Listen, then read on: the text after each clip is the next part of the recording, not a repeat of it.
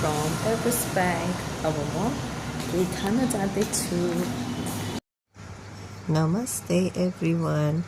म चाहिँ त्यहाँ छेउको उयसबाट यो आइसक्रिम लिएँ. त्यसपछि moving to this instant hub. यहाँ चाहिँ एउटा बास्केट लिएर चाहिँ डिफ्रेन्ट टाइपको कोरियन नुडल्सहरू पाइँदो रहेछ भने चुज गरेँ. त्यहाँसँग उहाँको बहिनीसँग सजेसन लिएर र मैले यसमा केही ससेज, फिस बल अनि एउटा प्रन पनि लिएँ. र त्यहीँ पकाउने ठाउँ हुँदो रहेछ र उसले मलाई सिकाइ पनि दिनुभयो. त्यसमा पानी एमाउन्ट कति भनेर त्यो 400 cc आफै झर्ने रहेछ.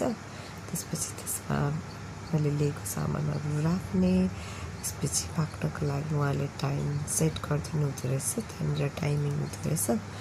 अनि त्यसपछि पाक्को अनि मेरो खाना रेडी हुन्छ. र डेकोरेसन पनि हेर्न कस्तो राम्रो, कति क्युट. अनि यो इन्स्ट्यान्ट क्लब धरानको हेर्नु न, यो पिक्चर खिच्ने ठाउँ पनि रहेछ. अन्त कति धेरै फलोवर्स लाइक देखेर पनि मक्खै. अनि त्यस पछाडि मेरो खाना रेडी भयो. अनि मैले यसो फोटोहरू पनि यसो खिचेँ.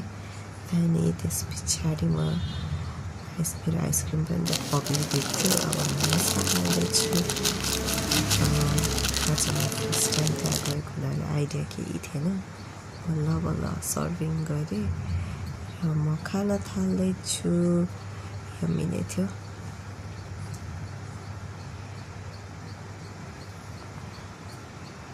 हेर्नमा कति रातो खाँदैछु, मिठो मिठो थियो. ल थ्याङ्क यू फर वाचिङ.